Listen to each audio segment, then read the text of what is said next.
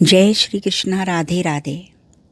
भगवान श्री कृष्ण ने कहा है गीता में कि जिस तरह नागों में शेषनाग, पक्षियों में गरुड़, सभी ग्रहों में चंद्रमा, यज्ञों में अश्वमेघ और देवताओं में भगवान विष्णु श्रेष्ठ हैं, उसी तरह सभी व्रतों में एकादशी का व्रत श्रेष्ठ है।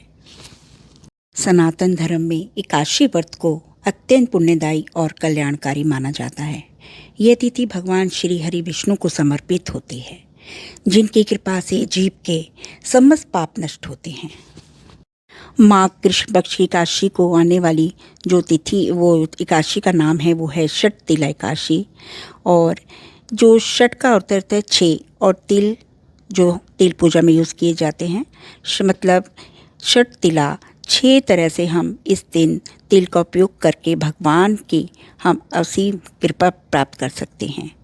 तो ये 2026 को 14 जनवरी को यह षट तिला एकादशी पड़ने जा रही है। तो आइए जानते हैं इसका हम व्रत कैसे रखें और किन चीज़ों का हम विशेष ध्यान रखें और इसकी कथा क्या है। षट तिला एकादशी है वो 13 जनवरी को 2026 को दोपहर 3:17 से होगी और इसका जो समापन होगा वो होगा 14 जनवरी 2026 को शाम 5:52 पर। हिंदू धर्म में उदय तिथि के हिसाब से मान्यता होती है, इसलिए षट तिला एकादशी का व्रत जनवरी 14 को ही रखा जाएगा। शास्त्रों के अनुसार तिल भगवान विष्णु को अत्यंत प्रिय हैं और इसका उपयोग करने से दरिद्रता का नाश, पापों को क्षय और सुख समृद्धि की प्राप्ति होती है। पुराणों में वर्णन मिलता है जो व्यक्ति इस दिन श्रद्धापूर्वक व्रत रखता है, तिल का दान करता है, उसे श्री हरि का विशेष कृपा मिलती है और उसके पूर्व जन्म के सभी जो दोष हैं, पाप हैं, वो नष्ट हो जाते हैं। इस दिन हमें प्रातःकाल उठकर तिल मिश्रित जल से स्नान करना चाहिए और उस तिल का उपटन करना चाहिए। हवन में भी तिल का उपयोग करना चाहिए और तिल से तर्पण करना चाहिए और भोजन में भी तिल का सेवन करना चाहिए, तिल का दान करना चाहिए। इन सब चीज़ों को हमें इस दिन अवश्य करना चाहिए, इससे विशेष फल की प्राप्ति होती है। एक बार युधिष्ठिर ने पूछा, हे श्री कृष्ण, हे आदिदेव, हे जगतपते, माघ मास के कृष्ण पक्ष में कौन सी एकादशी होती है, उसके लिए कैसी विधि है तथा उसका फल क्या है, कृपया करके ये सब मुझे बताएं। श्री कृष्ण भगवान बोले, सुनो, माघ मास में जो कृष्ण पक्ष की एकादशी है उसे षट तिला के नाम से जाना जाता है और इसे मुनि पुलस्त्य ने दालिम्बे से कहा था, जो इस प्रकार है।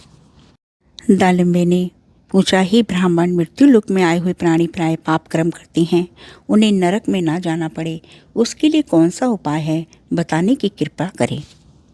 पुलस्त्य जी बोले, महाभाग, तुमने बहुत अच्छी बात पूछी है, बतलाता हूँ, सुनो। माघ मास में आने पर जो एकादशी है उस पर आप नहा धोकर पवित्र हो, इंद्रियों को संयम में रखते हुए काम, क्रोध, अहंकार, लोभ और चुगली आदि की बुराइयों को त्याग दें। एकादशी करने के लिए सारे नियम आप ग्रहण करें, भली भांति स्नान करके पवित्र हों, शुद्ध भाव से देवादिदेव श्री विष्णु की पूजा करें, कोई भूल होने पर श्री कृष्ण का नाम उच्चारण करें, रात को जागरण और होम करें, चंदन कपूर नवेद आदि सामग्रियों में शंख चक्र गदा धारण करने वाले देवा श्री हरि की पूजा करें। तत्पश्चात भगवान का स्मरण करके बारंबार श्री कृष्ण का नाम का उच्चारण करते हुए आप ये व्रत रखें। फिर उन्होंने बताया कि एक बार एक ब्राह्मणी थी जो कि हमेशा एकादशी का व्रत किया करती थी, बहुत पूजा पाठ किया करती थी, भगवान को प्रसन्न किया करती थी, लेकिन कभी दान नहीं करती थी। वे व्रत रखते रखते इतनी दुबली हो गई थी। ऐसे में नारद जी ने सोचा कि इस ब्राह्मणी से कुछ दान मांग कर आता हूँ। इस पर भिक्षक बन उसके द्वार पर ब्राह्मणी से भिक्षा के तौर पर उन्होंने उनसे भिक्षा मांगी और उस ब्राह्मणी ने उसे मिट्टी का ढेला उनको भिक्षा में दिया। कुछ दिन बाद ब्राह्मणी का निधन हो गया। वह स्वर्ग गई, लेकिन जब स्वर्ग जाकर उसने देखा तो उसे मिट्टी का ढेर के दान में एक महल मिला, लेकिन बाकी कुछ नहीं मिला। वहाँ अन्न खाने के लिए नहीं था। इससे वह दुखित होकर बोली कि मैंने तो बहुत पूजा और बहुत आराधना की थी, लेकिन फिर भी मुझे यहाँ अन्न नहीं मिलता। नारद जी ने कहा कि आपने व्रत किए और पाप नष्ट होने के कारण आपको स्वर्ग मिला। आपने जो दान किया उसका महल मिला, लेकिन कुछ दान नहीं किया अब आप क्या करें? तब इस ब्राह्मण ने कहा कि ऐसी गरीबी कैसे कम होगी? इस पर नारद जी ने कहा कि कल तुम्हारे पर देव कन्या आएगी, तुम दरवाजा खोले बिना षटतिलय काशी व्रत का महात्म सुन लेना। देवकन्या के आने के बाद ब्राह्मणी ने वैसा ही किया। उसने देवकन्या से सारा महात्म सुना और उसने फिर देवकन्या बोली कि यह षटतिलय काशी का व्रत भाग्य को संवारने वाला और गो हत्या ब्रह्म हत्या जैसे महापाप का शमन करने वाला है। ऐसा सुनने के बाद ब्राह्मणी ने भी व्रत किया और उसके महल में सभी विभूतियाँ आ गईं। ऐसा करने से इस व्रत को करने वाले को इस दिन तिल का दान अवश्य करना चाहिए, उसको स्वर्ग की प्राप्ति होती है।